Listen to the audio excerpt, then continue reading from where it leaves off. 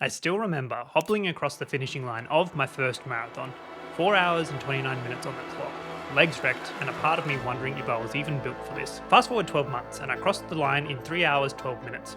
No shortcuts, no secret sauce, just showing up day after day, learning what actually works. Here's how I did it and how you can too.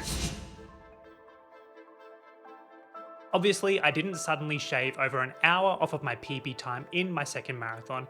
It was built up gradually over time, over the course of 4 marathon training blocks. So what exactly did this look like? Well, after my first marathon, had 2 16-week marathon training blocks that I completed. For my second marathon, this was topping out at 69 kilometers for peak week. And for my third marathon, topping out at 83 kilometers. And after running 4 marathons now, I would say my second and third marathon training plans were on the rather conservative side.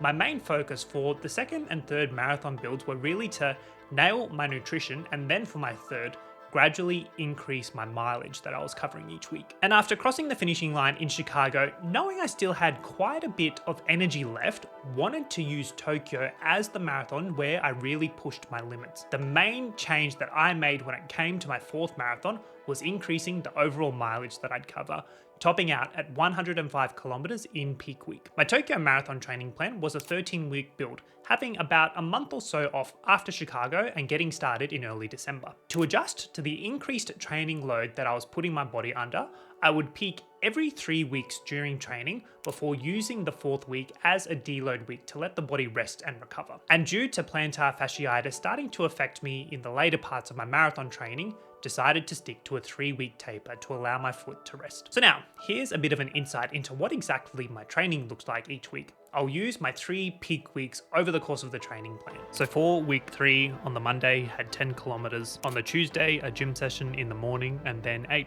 by 800 meters in the afternoon. For the Wednesday, an 18 kilometer midweek long run. Thursday was a 20-minute tempo run. Friday was supposed to be 12 kilometers, only managing to complete 11. And Saturday was a 28 kilometer long run. Total mileage for week 1 was 87.8 kilometers or 54.5 miles. For week 6, this was 10 kilometers again on the Monday, gym session in the morning and 8 by 800 meters in the afternoon for the Tuesday, 20 kilometer midweek long run for the Wednesday, gym session in the morning and a 25-minute tempo session in the afternoon for Thursday, 12 kilometers on the Friday afternoon, and then 28 kilometers for my long run to complete week 6. Total mileage for week 6 was 94.1 kilometers or 58.4 miles. For peak week in week 10, 10 kilometers for the Monday morning, gym session and 8 by 800 meters for Tuesday. Wednesday was a 22k midweek long run. Thursday doing a 30-minute tempo session. Friday was 16 kilometers. Then Saturday finishing off with 32 kilometers as my final long run. Total mileage for week 10 was 105.4 kilometers or 65.4 miles. Tokyo Marathon was the first marathon training block where I really wanted to be intentional with each of my sessions,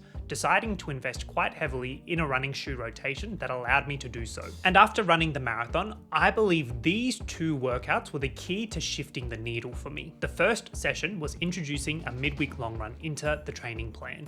Now, training in the Australian summer was already one thing, but having to get up at 4 a.m. in the morning before a long day of work to fit in a long run was taking it to the next level. The fact that my midweek long runs were also sandwiched between 2 of my quality sessions had me left with no other option but to get out and do it. But I really didn't push myself during these midweek long runs. It was purely an easy run to build my endurance, but also to get accustomed to increasing the mileage over the course of the training plan. The biggest thing that I learned from the midweek long runs was you're never going to feel 100% going into them. You're going to be tired, you're going to feel sore, and you're going to be questioning why you're even up at 4 a.m. to get these things done. But most importantly, this was the key session over the course of my training plan that allowed me to hold my pace for so long in Tokyo, only really hitting the wall at the 36 kilometer mark. The second session that shifted the needle were tempo runs. Now, I'll admit, training for my first, second, and third marathons really didn't put tempo runs into them because I didn't understand the importance or benefit of them. But again, this is one of the cool things about being on a running journey myself too, being able to understand these different elements that I can build into my own training that allows me to improve. And I'll be honest here, I only really hit 30 minutes of tempo running at about just under marathon pace for Tokyo, but all in all, that was just a little glimpse at being able to run in a comfortably uncomfortable threshold for a certain period of time, and realizing once I was through that little bit of hurt for 30 minutes, I recovered quite quickly and felt really good afterwards. And this was the one lesson that I learned from the tempo runs was you're going to be uncomfortable for a set period of time, but afterwards, you're recovered and you're feeling fine and great after running it. I even found that after a good few weeks of adding tempo runs into my training, I went in with a bit more confidence and a mental expectation of knowing just how uncomfortable I could be for, 20 minutes to then 25 minutes to topping out at 30 minutes in peak week. In a way, tempo runs also helped me add another layer of mental toughness to stick it out during the marathon itself. When it came to race day execution, my biggest goal for Tokyo was to run comfortably uncomfortable for the entirety of the race. In my previous 2 marathons, I would always go in with the expectation of trying to hit certain paces for certain periods of the race, when for Tokyo, I completely threw that out of my thinking and just wanted to race at a pace that I knew was pushing the limits, but able to conserve the energy to really push home in those final few kilometers. All in all, I just wanted to feel strong over the course of my marathon. The first 10 kilometers of the Tokyo Marathon was about getting settled into the race as well as the conditions, using the second 10 kilometers as a way to maintain my intensity, and using the remaining 12 kilometers to lock in and get home. As I've mentioned in my race video, and a card here if you're wanting to watch the full breakdown, the only downfall for my Tokyo Marathon was I was only able to consume 4 gels for the race, which I believe is what caused me to not be able to push home after the 36 kilometer mark, finding my pace really halted and it was just a grind to get me there. So now, in this last section of the video, wanted to provide some takeaways after being someone who completed his first marathon in sub 4 hours 30 minutes to now being able to push out a sub 3:15 marathon time, and hope that it can be useful for other runners hoping to improve their own marathon times. The first takeaway is marathon progress takes time.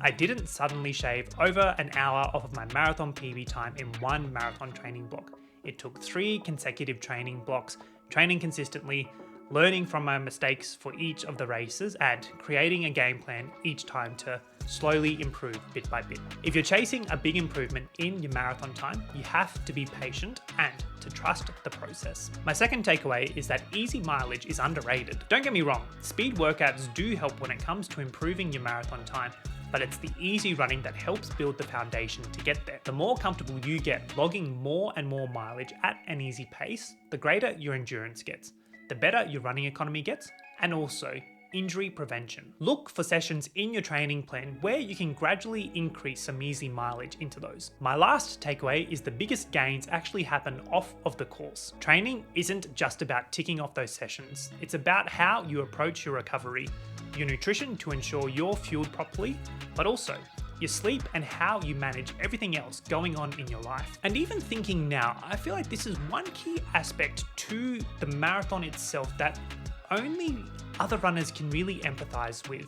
For someone who hasn't trained for the marathon distance, they don't see all the behind the scenes that actually goes into someone being able to get out to train so consistently for such a long period of time to then suddenly run such a fast marathon time. But I guess that's also one of the beauties of marathon training. It's an experience that only other marathoners can understand just what each of you have gone through to get to the starting line. So there we have it, friends, the insight into my training plan I used to run 3 hours and 12 minutes in the Tokyo Marathon. I hope you found this insight into my training plan useful. I'll also leave a PDF or a Notion link down in the description below that breaks down all of my 13 weeks of training for you all. I hope that can be useful if you're suddenly trying to train for a sub 3 hour 20-minute marathon, or even just trying to look at improving your marathon time. As always, hope all is well over on your side of the screen, and I hope your running is all going well.